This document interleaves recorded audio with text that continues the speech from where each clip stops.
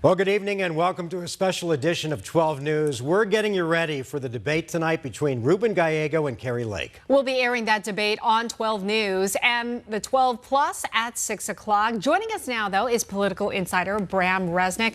Bram, the first and only debate happening in just 15 more minutes. Should be very interesting to see how this goes, the tone, possible attacks, maybe a little contentious. What do you think? I think two things. We have to watch and see whether Kari Lake comes out as the Kari Lake we have seen for the last 4 years, because so far that is not working. The polls aren't working for her. She's not getting donor money. If she pivots, and that we've been waiting for a pivot any time in the last 3-4 years, it's got to be tonight. The question is, though, will it even matter? On Ruben Gallego's side, this will get combative.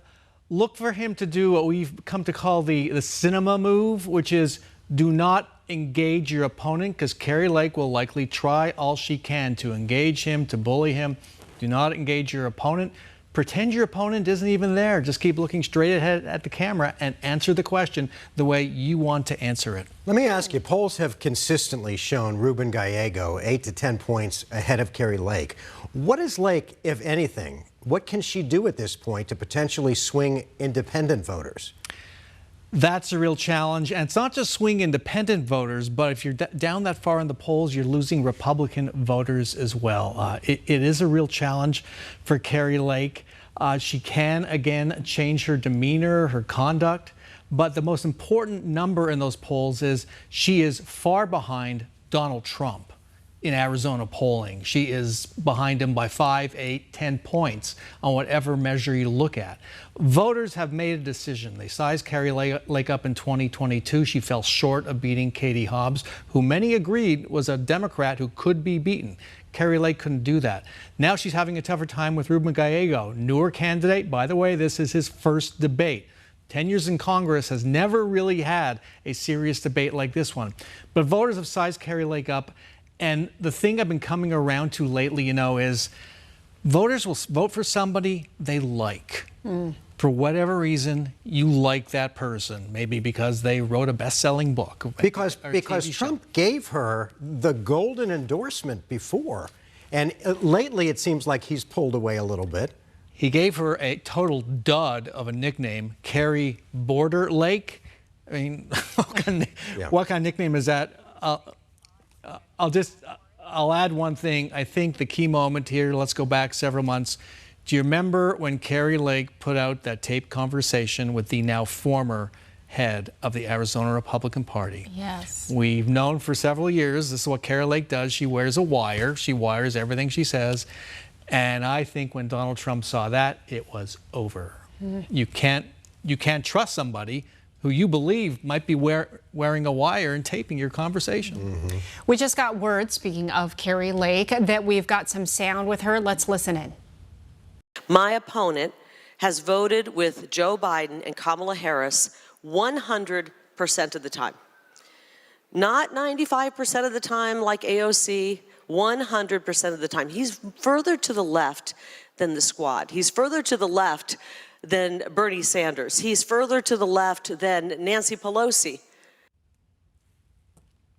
See, this, he's going a little too far there. He is not to the left of AOC or Bernie Sanders. But Ruben Gallego is a progressive, has been a progressive. It is clear during this campaign he has moved toward the center. Kyrsten Sinema did the same thing several years ago. This is the move. If you want to win in Arizona as a Democrat, you need to peel off Republicans. You need to win over independents. That's how you win a statewide race. Kyrsten Sinema did it. Mark Kelly did it. To some degree, Katie Hobbs did it in 2022.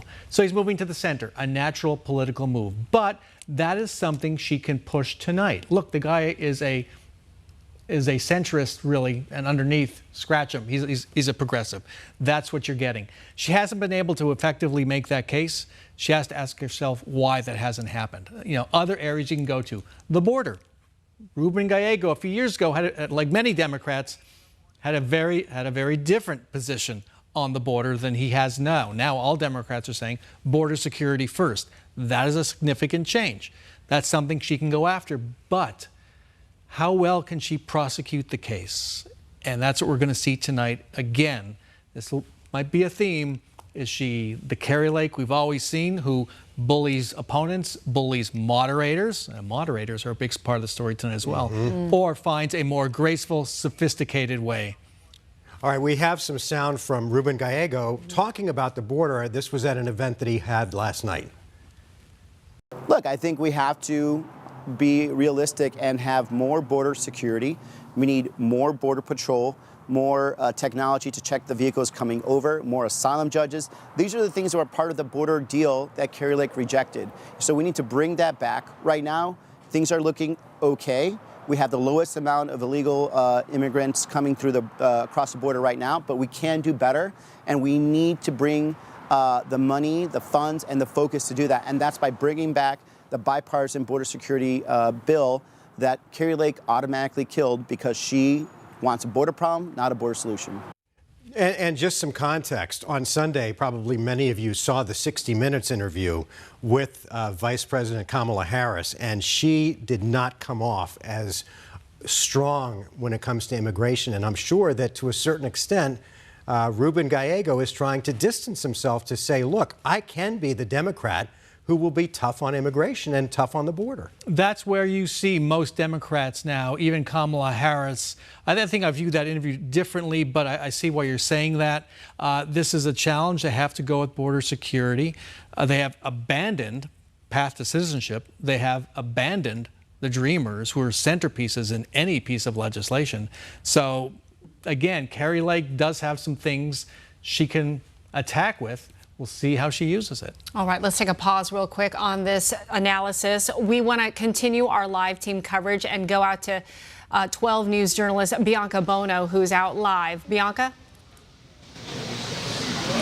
Yeah, Tram, the stage is all set and ready to go here in North Phoenix. We got a look at the studio where this will be happening. It's right around the corner from the spin room where we will be watching from. And we certainly expect this to be a heated debate. As you guys just mentioned, this is the first and only time these two candidates vying for a U.S. Senate seat will share the stage together. Let's talk a little bit more about Kari Lake. Last week, Kari Lake did sit down for a one-on-one interview with PBS after Gallego declined an invitation to debate her on that stage, but of course the two will finally meet tonight. Lake is of course the Republican candidate in this race for U.S. Senate and narrowly lost her race for governor back in 2022, a race she has never conceded. She is the Trump-endorsed candidate in this race, and since launching her campaign last fall, she has ripped apart her Democrat opponent in campaign ads and social media posts, painting him as a dangerous liberal. In preparation for this debate, NBC News did sit down with Kari Lake, and she was asked about widespread polling that shows her trailing Gallego,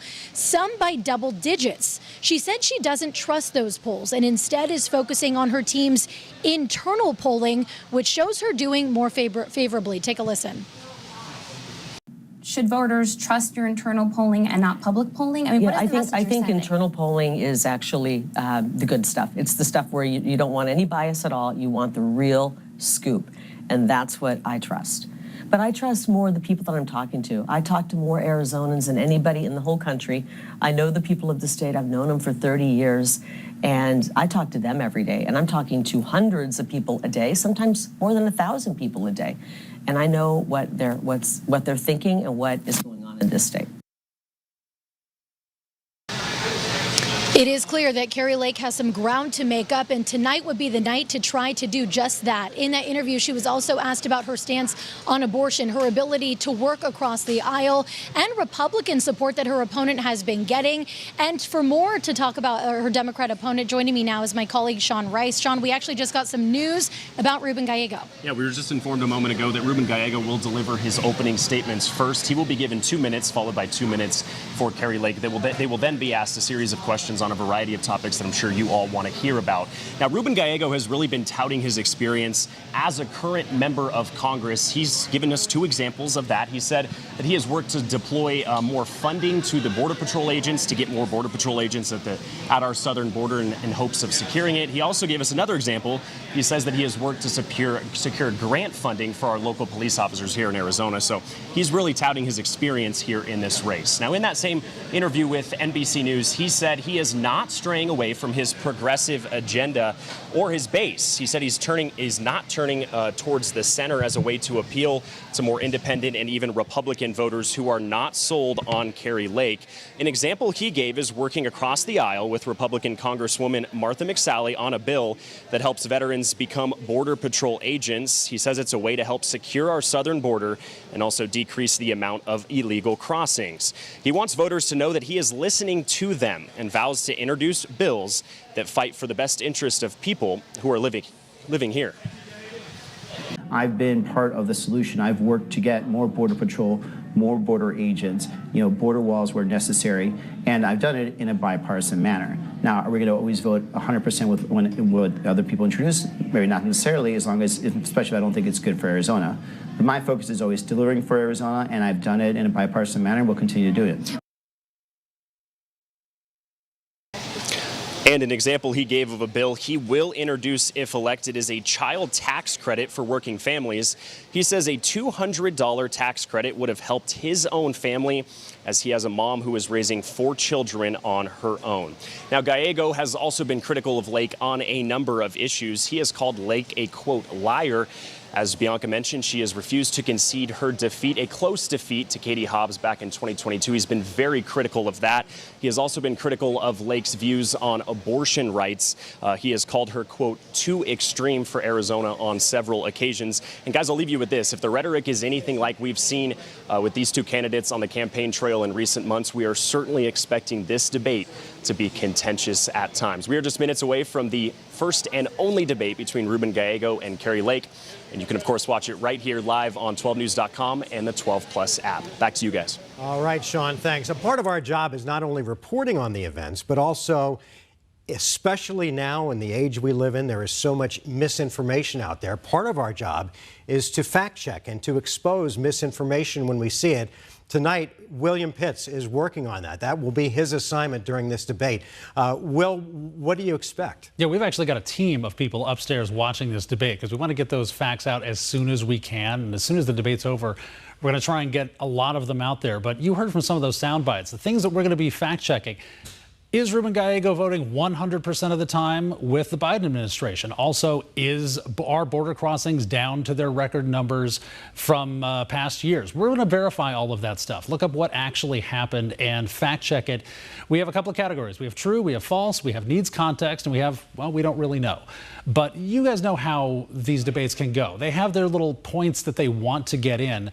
And we kind of have an idea a little bit ahead of time of where they like to go, what their pet projects or what their pet issues are. So we know a little bit where they're going to go, and we can kind of fact check from there. But yeah, we'll be doing that right after the debate. And of course, we'll be watching it very closely with our team that's upstairs watching it, ready to fact check everything that happens in that debate, guys. All right, William. Thank you. All right, Bram, final thought before we start this first one and only debate. It's all about the moderators. They have a really tough job. I've moderated myself. This is going to be a really tough job for the moderators, and watch how they do. All right, so sit back, relax, enjoy the debate between Kari Lake and Ruben Gallego, and we will be back right here on 12 Plus right after the debate. In the meantime, you can watch it here on 12 Plus and on 12 News.